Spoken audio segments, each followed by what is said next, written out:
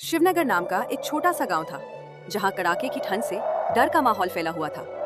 इतना कोहरा जमा हुआ था कि बच्चे रजाई में दुबके हुए थे, बुजुर्ग आग के पास बैठे कांप रहे थे और औरतें चूल्हे पर हाथ रखकर गर्मी लेने की कोशिश कर रही थी। लेकिन उस ठंड ने सबसे ज्यादा असर किया गांव की चाय की दुकान पर। दुकान के सामने आग जलाई थी। उस आग के चारों ओर लगभग 2-4 लोग जमा थे, जैसे आग ही उनका भगवान हो। भाइयों, मेरी बात ध्यान से सुनो। आज सुबह मैं अपने खेत गया था और जो देखा उसे देखकर मेरे पैरों तले जमीन खिसक गई। पूरा खेत सफेद कोहरे से पट चुका था। अरे ऐसा लग रहा था जैसे पूरी जमीन पर बर्फ की मोटी चादर बिछा दी गई हो। पौधे ठंड से इतने जम गए थे जैसे उनमें जान ही ना बची हो। अगर ये कड़क ठंड ऐसे ही 2 दिन तक रही तो हमारी सारी फसल खत्म हो जाएगी। और ये ठंड मजाक नहीं है, बहुत बड़ा खतरा है। हाँ, मैंने भी देखा। गाय भैंस तक ठंड की वजह से कांप रही थी। दूध आधा हो गया है। घरों में पानी बर्फ जैसा हो गया है। ये कोई साधारण ठंड नहीं है। कहीं ये भूत प्रेत का संकेत तो नहीं? ओहो पंडित जी, फिर शुरू हो गए।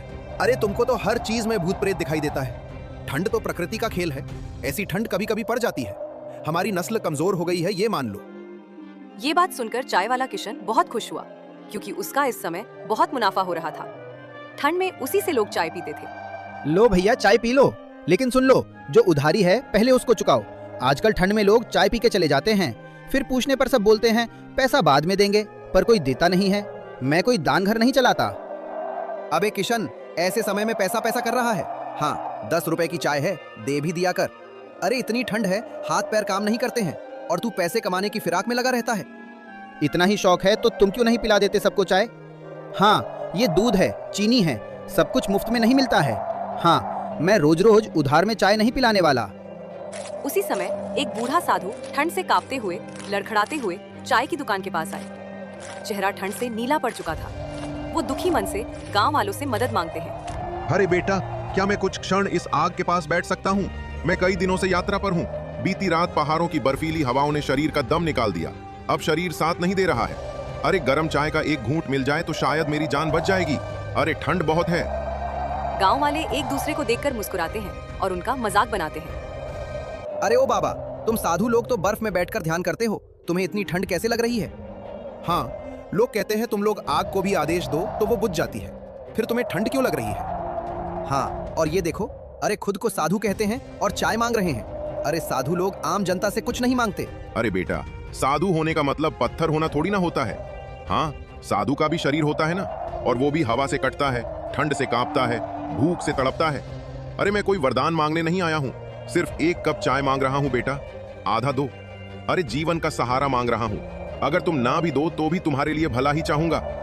लोग इतना स्वार्थी हो गए थे कि उन्हें सिर्फ मजाक लग रहा था। साधु की बात सुनकर भी किसी को उन पर दया नहीं आई। साधु ने किशन से कहा, अरे बेटा, 1 कप चाय दे दो। देखो बाबा, सीधी बात है, मैं दान नहीं करता, मैं मेहनत से कमाता हूँ। मेरी चाय मुफ्त में नहीं मिलती। अगर तुम चाय पीना चाहते हो तो पैसे दो। मेरी दुकान पैसों से चलती है बाबा, दुआओं से नहीं। अरे अरे सुनो बाबा, जरा अपना चमत्कार दिखाओ तो। आसमान से गर्मी बुलाओ, बहुत ठंड लग रही है, तब हम तुम्हें चाय पिला देंगे और रजाई भी दे देंगे।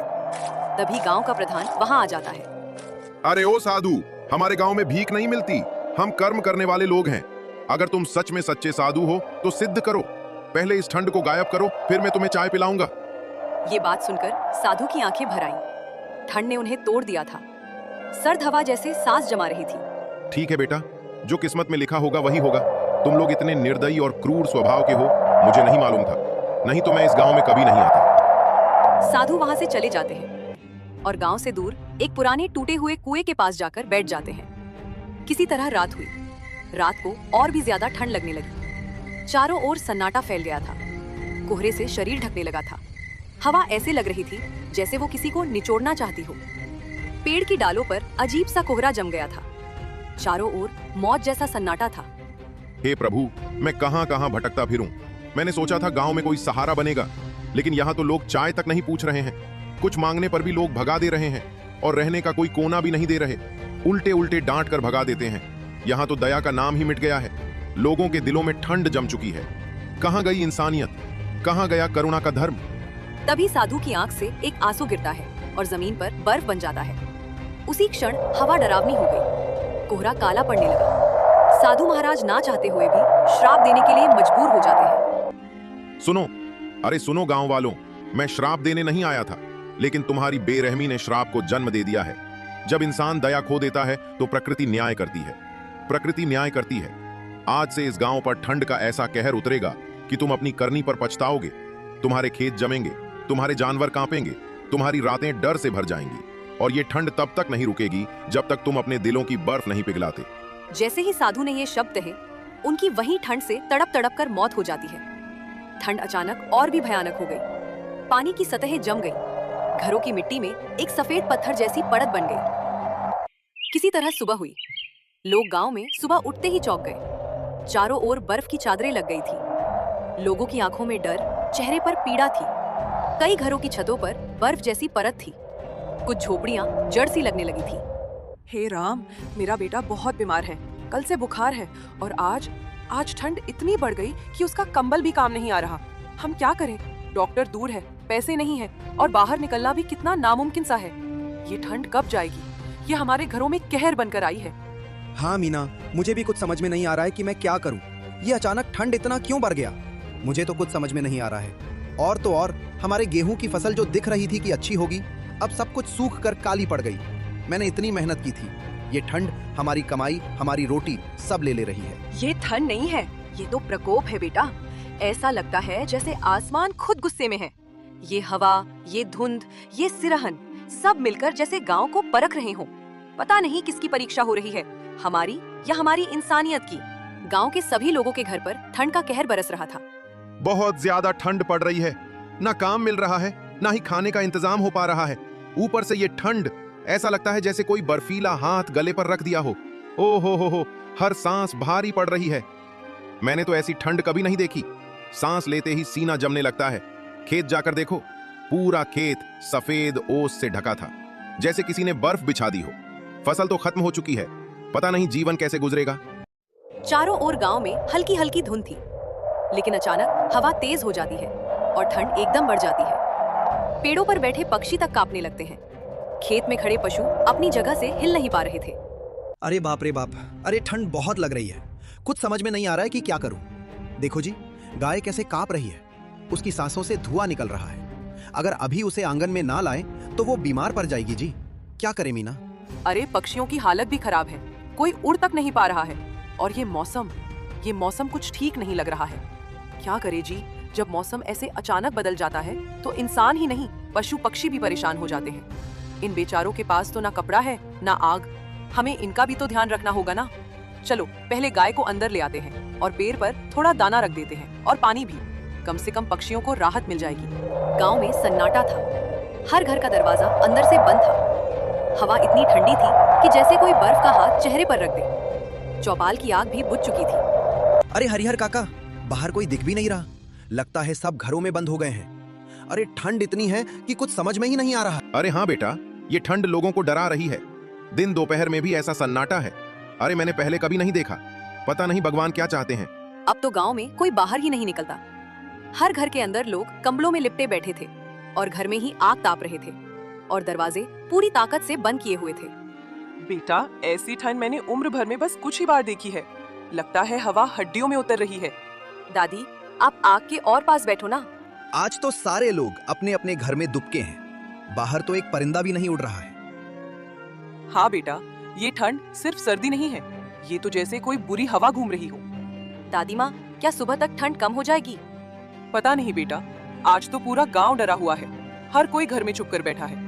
कोई बाहर निकलने की हिम्मत नहीं कर रहा है। अगली सुबह का समय था, लेकिन धूप दिखाई नहीं दे रही थी। धुंध इतनी गहरी थी कि घरों के बाहर कुछ दिखाई तक नहीं दे रहा था। गांव की चौपाल जो रोज शोर से भरी रहती थी, आज बिल्कुल खाली थी। अरे सुरेश, तुम इस समय काम पर क्यों नहीं जा रहे हो? अरे काम पर कौन जाएगा काका? ये ठंड तो बड़े बड़े आदमी को बीमार कर दे रही है। सब अपने घरों में दुबके हुए हैं। यहाँ तक कि जानवर भी बाहर नहीं आ रहे हैं। और तो और मेरी बूढ़ी माँ का भी इस ठंड से तबीयत खराब हो गई है और मेरे पास इतना पैसा भी नहीं है कि मैं उनका इलाज करवा पाऊँ। हाँ हाँ बेटा, मैंने भी देखा है। गांव में सभी लोग बीमार हो रहे हैं। ठंड ही इतनी ज्यादा है कि अब लकड़ी का भी इंतजाम नहीं हो पा रहा है। सच कहूँ सुरेश, ऐसा लग रहा है जैसे पूरा गांव जम गया हो। अरे लोग डर गए हैं। इस ठंड ने सबको अपने घरों में छुपा दिया है। तभी सुरेश का बेटा तापते हुए उसके पास आता है और रोते हुए बोला, पिताजी पिताजी, दादी जी की तबीयत बहुत खराब है, जल्दी से घर चलो ना, उन्हें बहुत जोर जोर की ठंड लग गई है। अरे बेटा मोहन, तुम्हें इतनी ठंड में घर से बाहर नहीं निकलना चाहिए था। अरे तुम किसी और से कह देते, मैं घर आ जाता। सुरेश जल्दी से घर आता है और अपनी माँ की हालत देखकर बहुत चिंतित होता है। माँ, तुम चिंता मत करो, मैं अभी डॉक्टर को बुलाता हूँ, तुम्हें कुछ नहीं होने दूंगा। बेटा, मुझे बहुत जोर की ठंड लग रही है। इस कंबल में शरीर भी ठंडा नहीं रुक रहा है और ये आग की गर्मी अब मेरे शरीर में नहीं लग रही है। मुझे थोड़ी सी चाय पिला दो तो शायद थोड़ी राहत मिले। ठीक है माँ, मैं अभी चाय लाता हूँ। गीता, जरा माँ के लिए चाय बना दो। चाय पीकर शायद माँ के शरीर में कुछ गर्माहट आ जाए। अजी, चाय कहाँ से बनाऊं? घर में चीनी का एक दाना भी नहीं है, तो चाय कहाँ से बनाऊं? और तो और घर में एक पैसा भी नहीं है। आप कई दिनों से काम पर भी तो नहीं जा रहे हैं ना, तो पैसे कहाँ से आएंगे? ये बात सुनकर सुरेश बहुत दुखी हुआ। ठीक है, तुम चिंता मत करो, मैं अभी किशन की दुकान से चाय लेकर आता हूँ। लेकिन आपके पास एक भी पैसा नहीं है। आप उसके पास जाएं तो पैसा लेकर ही जाना, नहीं तो वो इतना स्वार्थी किस्म का आदमी है कि वो आपको बिना पैसे के चाय नहीं देगा और वो अपनी दुकान से आपको भगा भी देगा। अरे गीता, ऐसी बात नहीं है, वो भी तो इंसान ही है, वो ऐसी हालत में चाय जरूर देगा। इतना कहकर सुरेश घर से निकल जाता है और कुछ ही देर में किशन की दुकान पर पहुंच जाता है। किशन भाई, जरा एक कप चाय दे दोगे? माँ बहुत बीमार है, ठंड से कांप रही है, उनके लिए ले जाना है। देख भाई, तेरे पास तो पैसे है नहीं, मुझे तुम्हारी हालत देखकर नहीं लग रहा कि तुम्हारे पास पैसे होंगे। नहीं भाई, आज नहीं है, लेकिन माँ बहुत बीमार है, उसे चाय की बहुत जरूरत है, उसे ठंड लग गई है भाई, बस एक कप चाय दे दो, मैं शाम को मजदूरी मिलते ही पैसे दे दूंगा। मुझे तेरी मजबूरी से मतलब नहीं है भाई, यहाँ उधार नहीं चलता, समझा?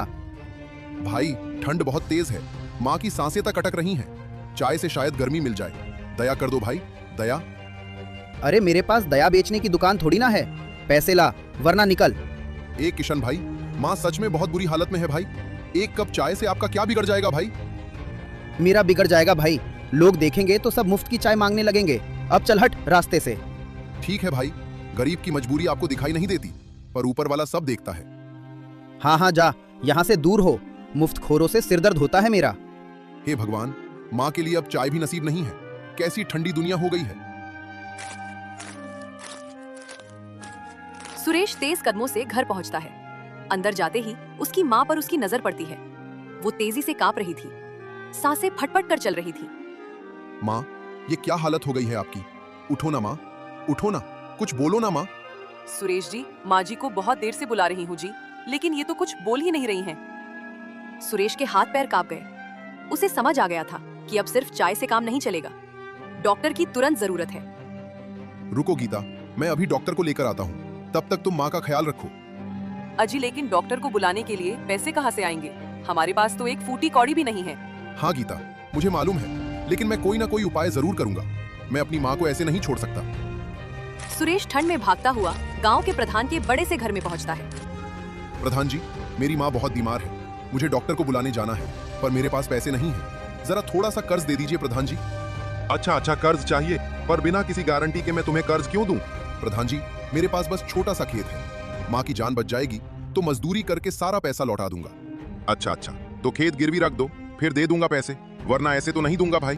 प्रधान जी, वो खेत ही हमारी रोजी रोटी है, पर माँ की जान उससे भी बढ़कर है। ठीक है, खेत गिरवी रख लीजिए। अच्छा, चल ठीक है, इस कागज पर अंगूठा लगा दे, खेत अब मेरे पास गिरवी रहेगा, लेकिन याद रखना, समय पर पैसे नहीं लौट आए तो खेत मेरा ही रहेगा। ठीक है प्रधान जी। प्रधान के चेहरे पर लालच भरी जीत चमक रही थी। सुरेश फौरन डॉक्टर को बुलाने के लिए दौड़ पड़ता है। उसके पैरों में दर्द था, पर दिल में सिर्फ एक ही बात, माँ को बचाना है। माँ, मैं आ गया माँ, उठो ना माँ, मैं डॉक्टर साहब को लेकर आया हूँ माँ। सुरेश की आवाज अचानक रुक जाती है। कोने में बैठी उसकी बूढ़ी माँ हिल भी नहीं रही थी। उनकी सांसों की धीमी सी धुन भी अब नहीं थी। डॉक्टर उन्हें देखता है, मगर हाथ बर्फ जैसा ठंडा हो गया था, बिल्कुल पत्थर की तरह। सुरेश, तुम्हारी माँ अब इस दुनिया में नहीं रही, ठंड ने तुम्हारी माँ की जान ले ली। इतना सुनते ही पूरे परिवार का रो रो कर बुरा हाल हो गया। जैसे तैसे वो अपनी माँ का अंतिम संस्कार करता है। कुछ दिन इसी तरह बीतते हैं और ठंड से लोग मरने लगते हैं। पूरे गांव में हाहाकार मच जाता है। तभी एक दिन प्रधान फूट फूट कर रोने लगता है, क्योंकि उसकी पत्नी की ठंड से मौत हो जाती है। नहीं, ये नहीं हो सकता, मेरी पत्नी ऐसे कैसे चली गई?